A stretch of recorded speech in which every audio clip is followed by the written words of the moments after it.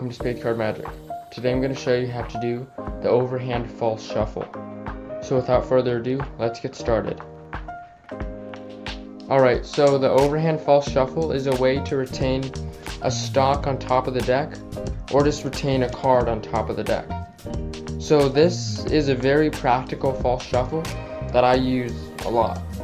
So before we do the false stuff, you need to know how to do the real thing.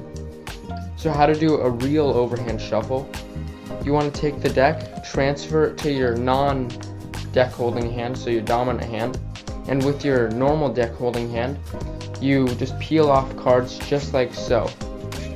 You can peel off little chunks or just one card at a time.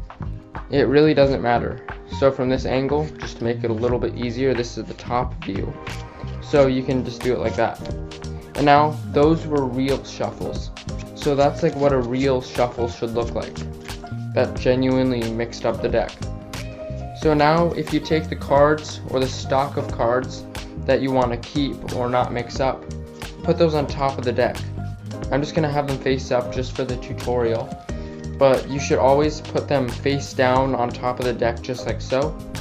And that is your setup into the false shuffle.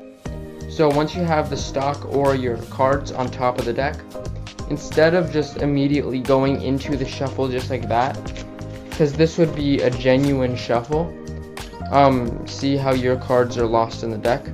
You don't want to do that. There's another thing you want to do.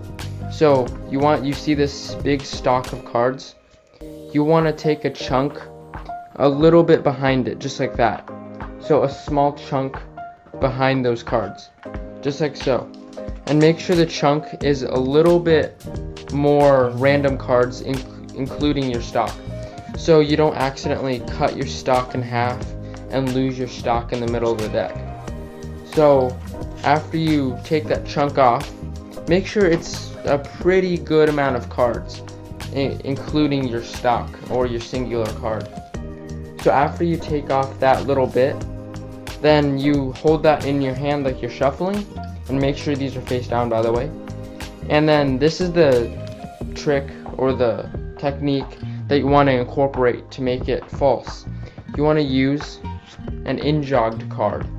So from this angle, you see that in-jog, and then a better view from here.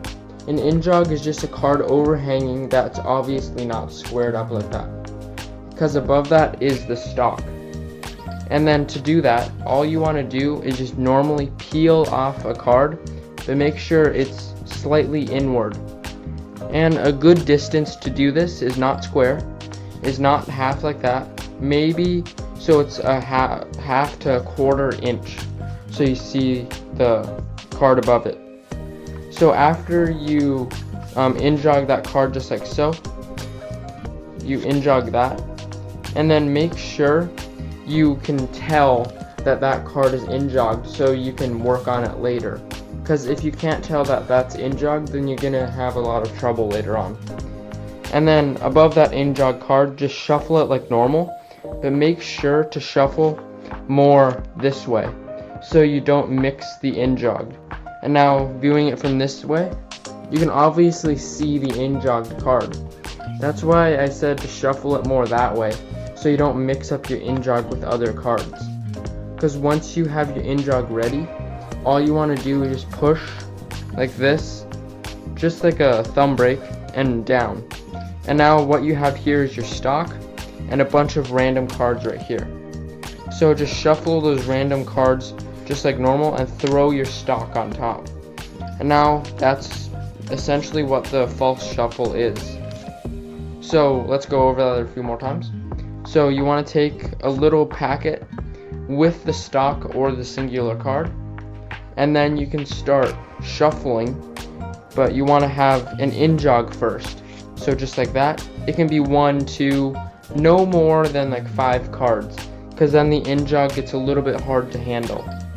And then once you have an in-jog, make sure it's a noticeable in-jog, but not too noticeable for your spectator.